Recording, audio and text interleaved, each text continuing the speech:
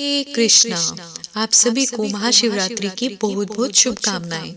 तो चलिए आज हम जानेंगे शिव जी कौन हैं और हमें उनसे क्या प्रार्थना करनी चाहिए। शास्त्रों के आधार पर 4 तत्व बताए गए हैं: विष्णु तत्व, शिव तत्व, जीव तत्व और शक्ति तत्व। विष्णु तत्व में भगवान विष्णु और उनके अवतार आते हैं। शक्ति तत्व में भगवान की शक्तियाँ आती हैं, जैसे राधा रानी, लक्ष्मी, सीता। ये सभी भगवान की शक्तियां हैं और ये शक्ति तत्व में आती हैं। जीव तत्व में हम सभी जीवात्माएं आती हैं, यानी 84 लाख योनियां। और शिव तत्व, जिसकी आज हम विस्तार में बात करने जा रहे हैं, शिव तत्व कौन है। शिव तत्व को समझाने के लिए ब्रह्म संहिता में ब्रह्मा जी ने 5वें अध्याय के 45 नंबर श्लोक में कहा है, क्षीरं यथा दधि विकार विशेष योगात् संजायते नहि तथा पृथक् अस्ति हेतोः यः शम्भुतम् अपि तथा समुपैति कार्यत् गोविन्दम् आदिपुरुषं तमहं भजामि। अर्थात जिस प्रकार दही बनाने के लिए हम दूध में थोड़ा सा खट्टा लगा के उसका दही बनाते हैं, और दोनों का प्रयोग अलग अलग होता है। दही से हम खीर नहीं बना सकते, है ना, वो तो दूध से ही बनेगी, लेकिन दही भी दूध से ही बना हुआ है। दूध से ही दही बनता है, परंतु दही से दूध कभी भी नहीं बन सकता। ये डिफरेंस है कि हम दही बनाने के लिए दूध का यूज करते हैं, लेकिन दही को दोबारा हम दूध नहीं बना सकते। ध्यान से सुनिएगा, भगवान विष्णु या कृष्ण कौन है? वो दूध की तरह है। जब उनका संपर्क तमोगुण या भौतिक प्रकृति से होता है तो विष्णु ही शिव बन जाते हैं, अर्थात यही शिव तत्व है। तो शास्त्र वर्णन करते हैं कि जब भगवान श्री कृष्ण को सृष्टि का निर्माण करना होता है, वो सृष्टि को जब उनको सृष्टि का विस्तार करना होता है, सृष्टि को बढ़ाना होता है, तब वह भौतिक प्रकृति को स्पर्श नहीं करते, इसलिए वो शिव के रूप में बन जाते हैं। और शिव जी पार्वती जी या फिर भौतिक प्रकृति के स्पर्श में आते हैं और जीव जंतु उत्पन्न होते हैं। अर्थात हमें यहाँ से क्या समझ में आता है, शिव में और भगवान विष्णु में कोई अंतर नहीं है। वो एक होते हुए भी अलग है और अलग होते हुए भी एक है। जिस तरह से दूध और दही, जैसे दूध से ही दही बनता है, लेकिन दही से दोबारा हम दूध नहीं बना सकते। ये अंतर है शिव जी में और भगवान विष्णु में या भगवान श्री कृष्ण में। शंकर प्रिय मम द्रोही शिव द्रोही मम दास ते नर करहि कल्प भरी घोर नरक महुबास। अर्थात भगवान कहते हैं, जिनको शंकर प्रिय हैं परंतु मेरे द्रोही हैं या शिव के द्रोही हैं और मेरे दास बनना चाहते हैं, वे मनुष्य कल्प भर घोर नरक में निवास करते हैं। अर्थात हमें भगवान शंकर को अलग नहीं समझना चाहिए। भगवान शंकर कौन है?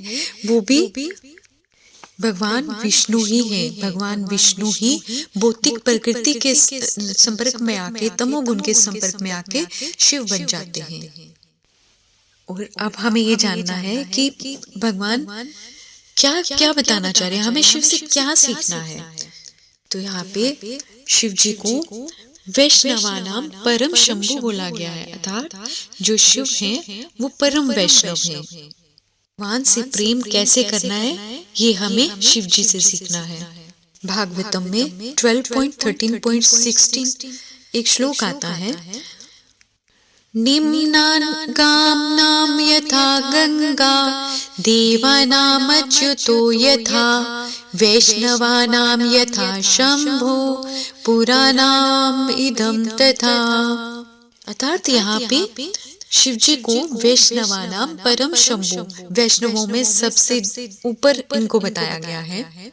शिव जी की कृपा से ही कृष्ण भक्ति मिलती है, अर्थात शिव भगवान के परम भक्त हैं। शिव जी गंगा मैया को अपने सिर पर धारण करते हैं। जो क्या गंगा मैया कौन है? विष्णुपदी हैं। वामन रूप में, वामन अवतार में जब भगवान आए थे, जब उन्होंने एक पग से पूरी धरती को नाप लिया था, दूसरा पग उन्होंने, जैसे ब्रह्मांड में जब उनका पग गया, के आवरण में एक छेद हो गया और कारण सागर से गंगा रूप में विष्णु जी के चरण धोने के लिए वहां से जो जल आया वही गंगा जल कहलाया। और वही गंगा जल शिव जी अपने सिर पे धारण करते हैं।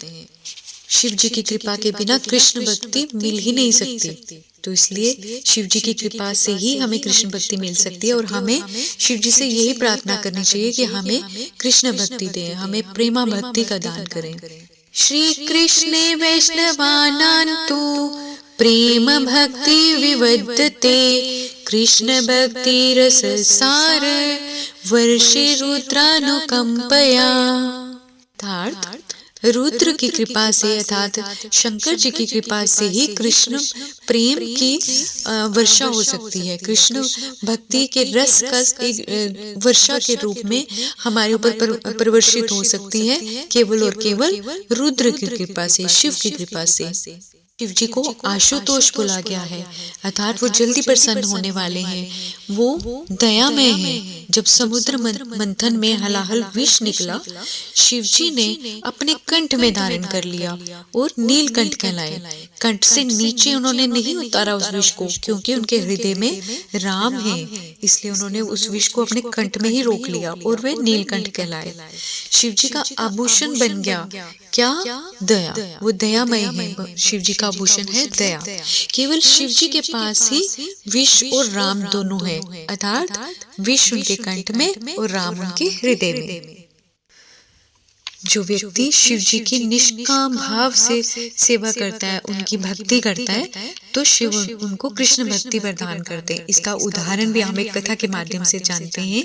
नरसिंह मेहता शिव भक्त थे, बहुत सुंदर कथा है, ध्यान से सुनिएगा। नरसिंह मेहता भगवान शिव के बहुत बड़े भक्त थे।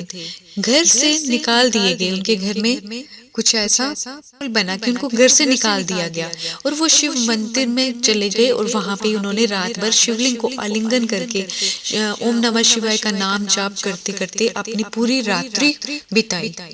अब शिव जी तो आशुतोष हैं, तुरंत ही रीझ जाते हैं। शिव जी प्रकट हो जाते हैं और बोलते हैं, नरसिंह मैं तुमसे बहुत प्रसन्न हूँ, तुम्हें क्या चाहिए मांगो, जो मांगोगे मैं तुम्हें दूंगा। नरसिंह जी उत्तर देते हैं कि मैं तो अज्ञानी हूँ, मैं नहीं जानता मेरे लिए क्या अच्छा है। हम जो मांगते हैं ना, कभी कभी हम अपनी अपूर्ण इंद्रियों से कुछ ऐसा मांग लेते हैं जो बाद में हमारे बंधन का कारण बन जाता है। इसलिए नरसिंह जी कहते हैं कि हे शिव जी, आपको जो आनंद देता है, जो वस्तु आपको अत्यंत प्रिय है, वो वस्तु मुझे प्रदान कीजिए।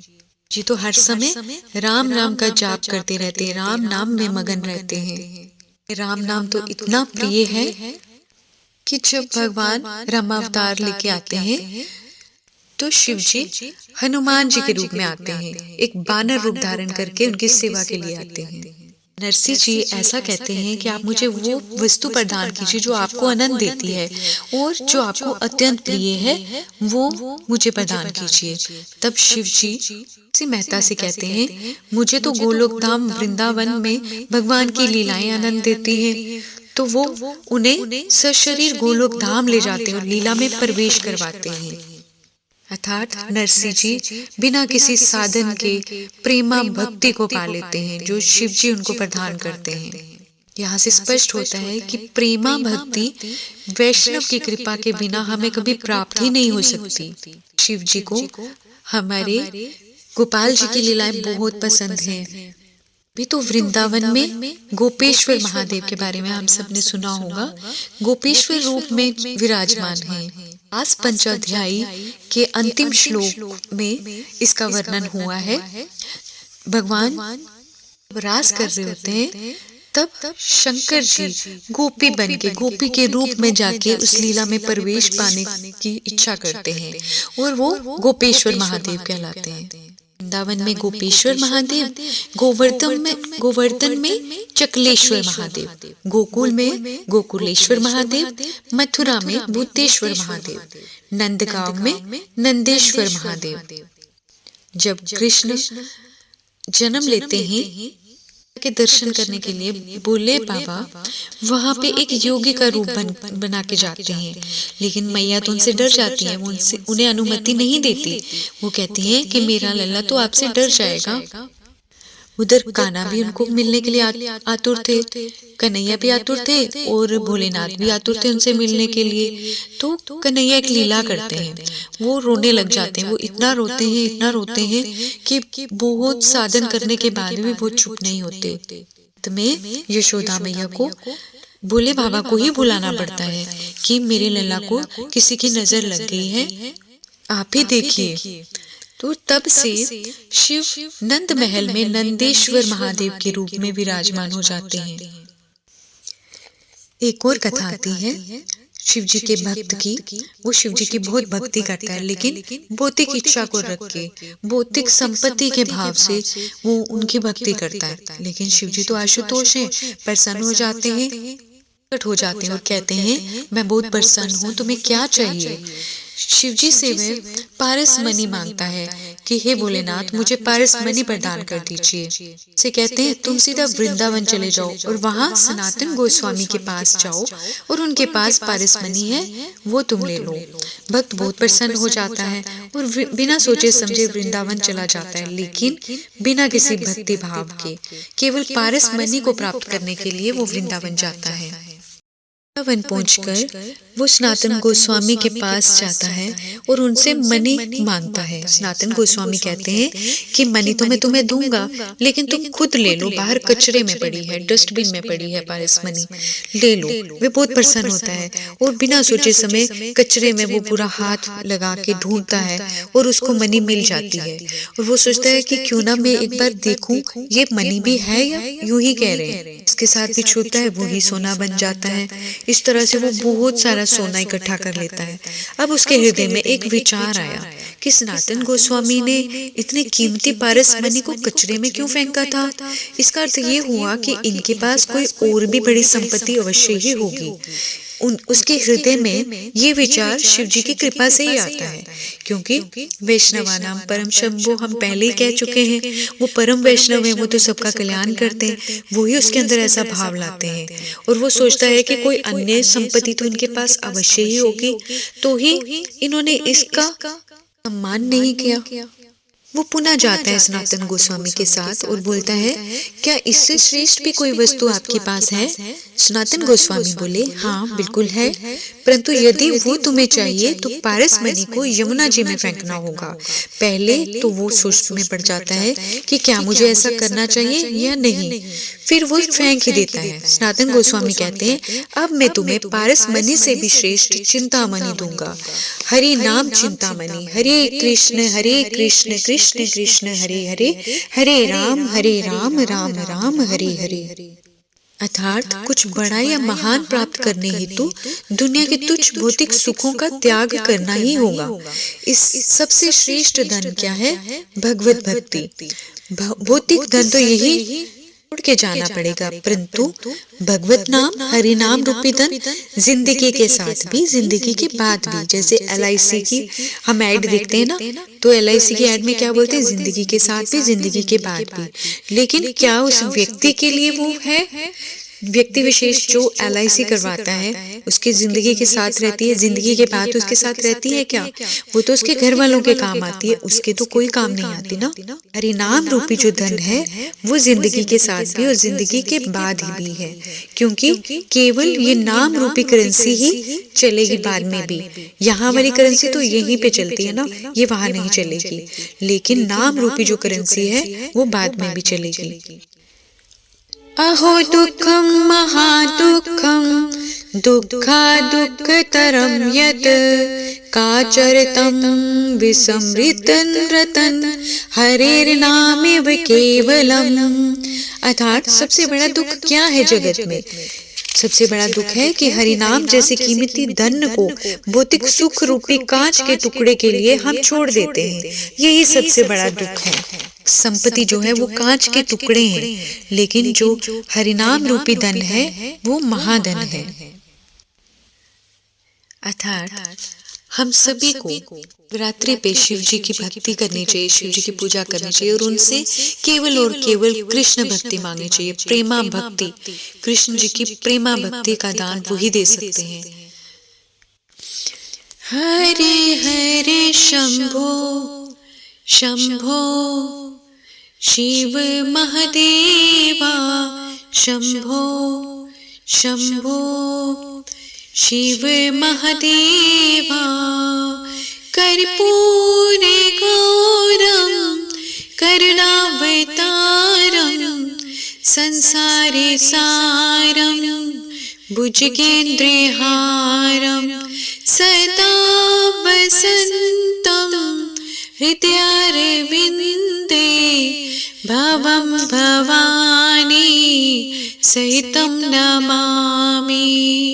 नागेन्द्रहाराय त्रिलोचनाय भस्मांगराय महेश्वराय नित्याय शुद्धाय दिगंबराय तस्मै नाकाराय नमः शिवाय। मंदाकिनी सलिल चंदन चर्चिताय नंदीश्वर प्रथमनाथ महेश्वराय मंदारे पुष्प बहु पुष्प सबूचिताय तस्मै मकराय नमः शिवाय।